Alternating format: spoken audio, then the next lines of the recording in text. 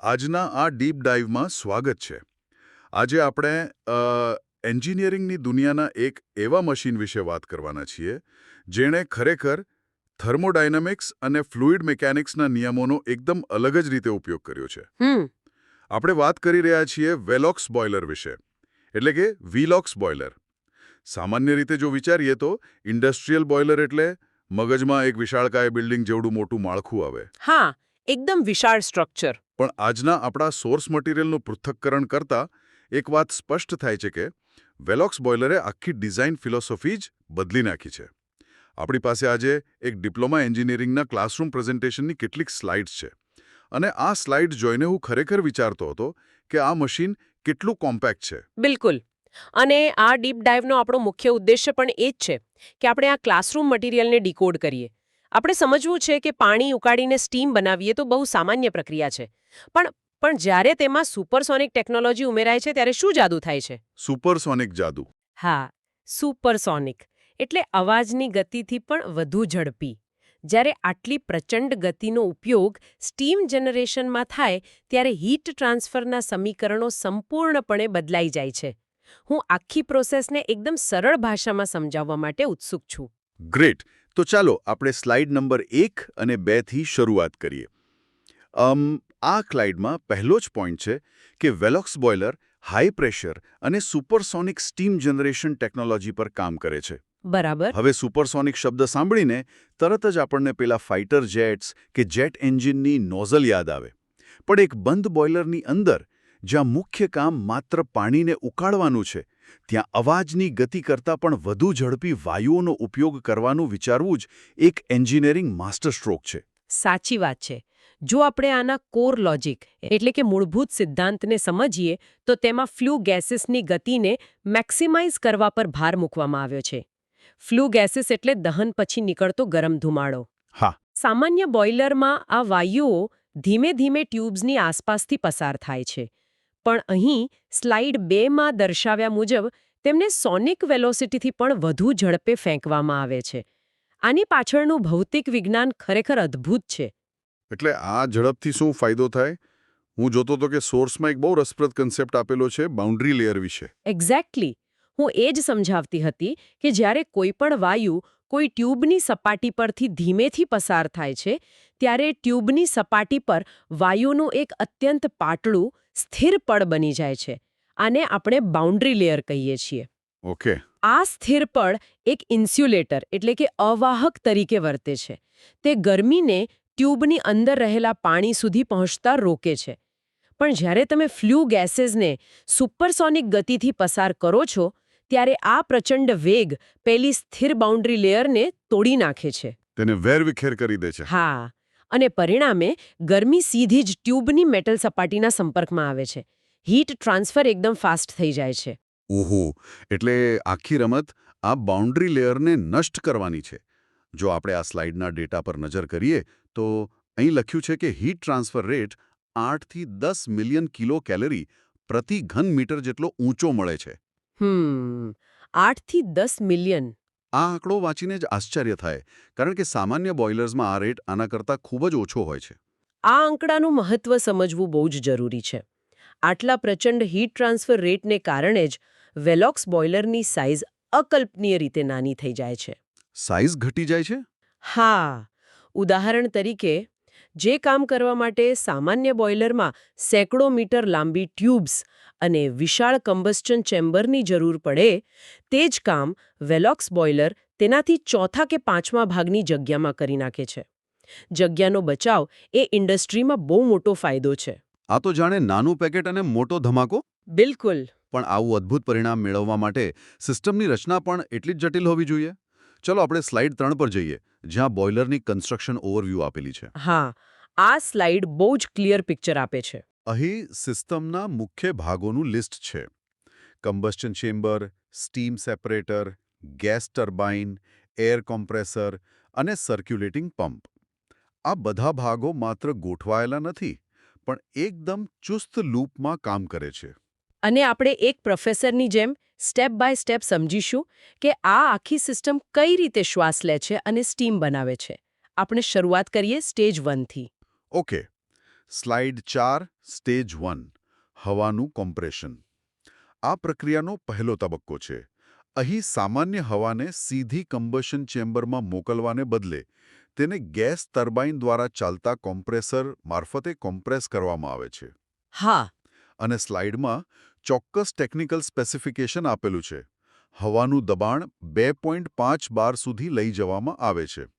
હવે પ્રશ્ન એ થાય કે દહન પ્રક્રિયા માટે હવા તો સામાન્ય દબાણે પણ આપી શકાય, તો આટલી બધી ઊર્જા વાપરીને હવાને 2.5 બાર પર કોમ્પ્રેસ કેમ કરવી? એનું સીધું કનેક્શન આપણે પેલા સુપરસોનિક લક્ષ્ય સાથે છે. જો તમારે આગળ જતા વાયુઓને અવાજની ગતિ કરતાં વધુ ઝડપે ધકેલવા હોય તો તમારી પાસે શરૂઆતમાં જ એક મોટું પ્રેશર ગ્રેડિયન્ટ હોવો જોઈએ. Pressure gradient. હા, તે 2.5 બારની ઉચ્ચ દબાણવાળી હવા જ એ તાકાત પૂરી પાડે છે જે કમ્બશન પછી વાયુઓને પ્રચંડ ગતિથી નોઝલમાંથી બહાર કાઢશે. જો હવા પહેલેથી જ દબાણ હેઠળ ન હોય તો ફ્લુ ગેસીસ ક્યારેય સુપરસોનિક ગતિ પકડી જ ન શકે. બહુ જ સચોટ લોજિક છે. એટલે આ ઉચ્ચ દબાણવાળી હવા હવે આગળ વધીને સ્લાઇડ 5 મુજબ સ્ટેજ 2માં પ્રવેશે છે. એટલે કે કમ્બશન ચેમ્બર. બરાબર. અહીં અસલી જાદુ થાય છે. અહીં કોમ્પ્રેસ થયેલી હવા અને ફ્યુઅલનું દહન થાય છે. અહીંની રચના વિશે વાત કરીએ તો સ્લાઇડમાં સ્પષ્ટ દેખાય છે કે કમ્બશન ચેમ્બરની ચારે બાજુ વર્ટિકલી એટલે કે ઊભી વોટરવોલ ટ્યુબ્સ આવેલી હોય છે. હા, ઊભી ક્યુબ્સ. અને જ્યારે દહન થાય છે ત્યારે ઉચ્ચ દબાણ અને ઉચ્ચ તાપમાનને કારણે વાયુઓ અત્યંત ઝડપથી વિસ્તરણ પામે છે અને આ ટ્યુબ્સ વચ્ચેની સાંકડી જગ્યાઓમાંથી સુપરસોનિક ગતિએ પસાર થાય છે. આ પરિસ્થિતિની કલ્પના કરો. વચ્ચે એક પ્રચંડ ભડકો છે, જ્યાં વાયુઓ અત્યંત ઉચ્ચ તાપમાને અને અવાજની ગતિથી ઘૂમી રહ્યા છે. મેં અગાઉ સમજાવ્યું તેમ આ પ્રચંડ વેગને કારણે પેલી બાઉન્ડ્રી લેયર ટકી શકતી નથી અને ગરમી સેકન્ડોમાં જ ટ્યુબની અંદરના પાણીમાં ટ્રાન્સફર થઈ જાય છે. પણ આના કારણે એક નવો પ્રશ્ન ઊભો થાય. આટલી ઝડપી હીટ ટ્રાન્સફર પ્રક્રિયાને કારણે ટ્યુબની અંદર રહેલું પાણી એકસાથે વરાળ નથી બનતું, બરાબર ને? ના, એકસાથે નથી બનતું. તે પાણી અને સ્ટીમનું એક અત્યંત અસ્તવ્યસ્ત મિશ્રણ બની જાય છે. તો આ ગરમ થયેલું પાણી અને સ્ટીમનું મિશ્રણ હવે ક્યાં જાય છે? અને આ જ આપણને સ્લાઇડ 6 એટલે કે સ્ટેજ 3 તરફ લઈ જાય છે. Steam separation. ટર્બાઇન ચલાવવા માટે એકદમ શુદ્ધ અને સૂકી સ્ટીમની જરૂર પડે છે. એટલે આ મિશ્રણને સ્ટીમ સેપરેટરમાં દાખલ કરવામાં આવે છે. હા, કારણ કે જો સ્ટીમમાં પાણીના કણો રહી ગયા હોય તો તે ટર્બાઇનની બ્લેડ્સને નુકસાન પહોંચાડી શકે. બિલકુલ ગંભીર નુકસાન કરી શકે. એટલે આ સેપરેટરની અંદર બહુ જ સ્માર્ટ ફિઝિક્સનો ઉપયોગ થયો છે. અહીં કોઈ સાદું ફિલ્ટર નથી વાપરવામાં આવતું. તેના બદલે સ્પાઇરલ પ્રવાહ અને સેન્ટ્રીફ્યુગલ ફોર્સ એટલે કે કેન્દ્રત્યાગી બળનો ઉપયોગ થાય છે. ગોળ ગોળ ઘુમાવવાની પદ્ધતિ? હા, જ્યારે આ મિશ્રણ સેપરેટરમાં ઊંચી ગતિએ પ્રવેશે છે ત્યારે તેને ગોળ ગોળ ઘુમાવવામાં આવે છે. પાણીના કણો ભારે હોવાથી સેન્ટ્રીફ્યુગલ ફોર્સ તેમને સેપરેટરની દિવાલો તરફ બહારની બાજુ ફેંકે છે. અને સ્ટીમ હલકી હોવાથી? સ્ટીમ મધ્યમાં એકઠી થાય છે. આનું પરિણામ એ આવે છે કે ભારે પાણી દિવાલ તરફ ફેંકાઈને નીચે જમા થાય છે, જ્યાંથી તેને સર્ક્યુલેટિંગ પંપ દ્વારા પાછું કમ્બસ્ટન ચેમ્બરની ટ્યુબ્સમાં મોકલી દેવામાં આવે છે. એટલે પાણી વેડફાતું નથી. અને પેલી શુદ્ધ સ્ટીમ મધ્યમાંથી ઉપર તરફ સુપરહીટરમાં જાય છે. એક્ઝેક્ટલી. હવે આપણે સ્લાઇડ 7 અને 8 પર આવીએ. એનર્જી રિકવરી અને સ્ટાર્ટઅપ પ્રક્રિયા. આ મારું ફેવરેટ સ્ટેજ છે. એન્જિનિયરિંગની દ્રષ્ટિએ આ બહુ જ સુંદર ડિઝાઇન છે. હા, કારણ કે કોઈપણ સિસ્ટમની સફળતા તેની એફિશિયન્સી પર આધારિત હોય છે. અહીં સુપરહીટરમાંથી જે એક્ઝોસ્ટ ગેસીસ એટલે કે વેસ્ટ ગેસ બહાર નીકળે છે તેનો ઉપયોગ ગેસ ટર્બાઇન ચલાવવા માટે થાય છે. અને આ કનેક્શન સમજવું બહુ જ રસપ્રદ છે. આ ગેસ ટર્બાઇન સીધું જ પહેલા મુખ્ય એર કોમ્પ્રેસર સાથે જોડાયેલું હોય છે. પેલું સ્ટેજ 1 વાળું કોમ્પ્રેસર. હા, એટલે કે બોઇલરમાંથી નીકળતી વેસ્ટ ગરમી અને દબાણનો ઉપયોગ કરીને મિકેનિકલ પાવર મેળવવામાં આવે છે. આ ટર્બાઇન એર કોમ્પ્રેસરને ચલાવે છે. બહારથી કોઈ વધારાની ઊર્જા આપવી પડતી નથી. પણ અહીંયા એક બહુ મોટો પ્રેક્ટિકલ પ્રોબ્લેમ આવે છે, જે સ્લાઇડ 8માં દર્શાવેલ છે. સ્ટાર્ટઅપ પ્રક્રિયાનો પડકાર. હા, આખી સિસ્ટમ એકબીજા પર આધારિત છે. બોઇલર ચાલુ ન હોય તો કમ્બશન ન થાય. કમ્બશન ન હોય તો ગેસ ટર્બાઇન ન ચાલે. અને ગેસ ટર્બાઇન ન ચાલે તો હવાનું કોમ્પ્રેશન ન થાય. તો પહેલાં શું શરૂ કરવું? આ ખરેખર મરઘી અને ઈંડા જેવો પ્રશ્ન છે અને આનો ઉકેલ એ છે કે બોઇલર શરૂ કરવા માટે શરૂઆતમાં કોમ્પ્રેસરને બહારથી પાવર આપવો પડે છે. આ માટે ઇલેક્ટ્રિક મોટર અથવા ડીઝલ એન્જિનનો ઉપયોગ થાય છે. અને સ્લાઇડમાં પાવરની જરૂરિયાતનો એક બહુ જ મોટો આંકડો આપેલો છે, 600 bhp, એટલે કે 600 બ્રેક હોર્સ પાવર. હા, 600 bhp એ બહુ જ મોટો પાવર કહેવાય. કલ્પના કરો કે એક ભારેખમ ટ્રકના એન્જિનમાં જેટલો પાવર હોય તેના કરતાં પણ વધુ પાવર માત્ર આ બોઇલરને સ્ટાર્ટ કરવા માટે આપવો પડે છે. 2.5 બારનું દબાણ આખી સિસ્ટમમાં જનરેટ કરવા માટે આટલી તાકાત જોઈએ. પણ એકવાર સિસ્ટમ સુપરસોનિક ગતિ પકડી લે અને એક્ઝોસ્ટ ગેસ ટર્બાઇનને ફેરવવા લાગે પછી આ મોટર બંધ કરી દેવાય છે. જો કે આ ટેકનોલોજીની એક લિમિટેશન પણ છે. શું લિમિટેશન છે?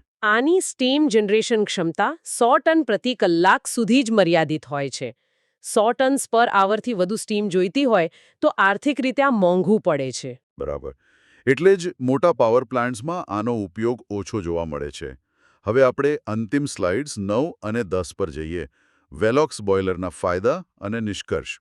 આ બહુ જ અગત્યની સ્લાઇડ્સ છે કારણ કે આ આખા સેશનનો નિચોડ છે.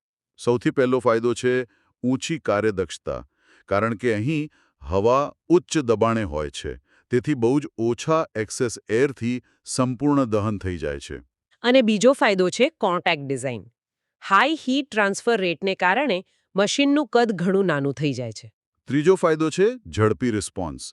સામાન્ય બોઇલર્સને ગરમ થવામાં કલાકો લાગે, પણ વેલોક્સ બોઇલર ખૂબ જલ્દી ફૂલ લોડ કન્ડિશન પર પહોંચી જાય છે. હા, અને ચોથો બહુ જ પ્રેક્ટિકલ ફાયદો છે નો ડ્રાફ્ટ. અહીં પ્રેશરાઇઝ્ડ કમ્બસ્શન હોવાથી ધુમાડો કાઢવા માટે મોટી ચીમની ડ્રાફ્ટની જરૂર પડતી નથી. બિલકુલ, ઇન્ફ્રાસ્ટ્રક્ચર બચી જાય છે. તો સ્લાઇડ 10ના આધારે આખા સેશનનો સારાંશ આપીએ તો વેલોક્સ બોઇલર એ સુપરસોનિક ગેસ વેલોસિટીના સિદ્ધાંત પર કામ કરતું અતિ આધુનિક સ્ટીમ જનરેટર છે. તે નાની સાઇઝમાં અને મહત્તમ કાર્યદક્ષતા સાથે સ્ટીમ ઉત્પન્ન કરે છે. જો હું આખા ફ્લો ચાર્ટને રિવાઇઝ કરું તો હવા જાય છે કોમ્પ્રેસરમાં, ત્યાંથી કમ્બશન ચેમ્બરમાં, પછી સ્ટીમ સેપરેટરમાં અને છેલ્લે એક્ઝોસ્ટ જાય છે ટર્બાઇનમાં, જે પાછું કોમ્પ્રેસર ચલાવે છે. એકદમ પરફેક્ટ. આ ડીપ ડાઇવ ખરેખર રોમાંચક રહ્યો. આવા જટિલ મશીનની કાર્યપદ્ધતિ સ્ટેપ બાય સ્ટેપ સમજવાની બહુ જ મજા આવી.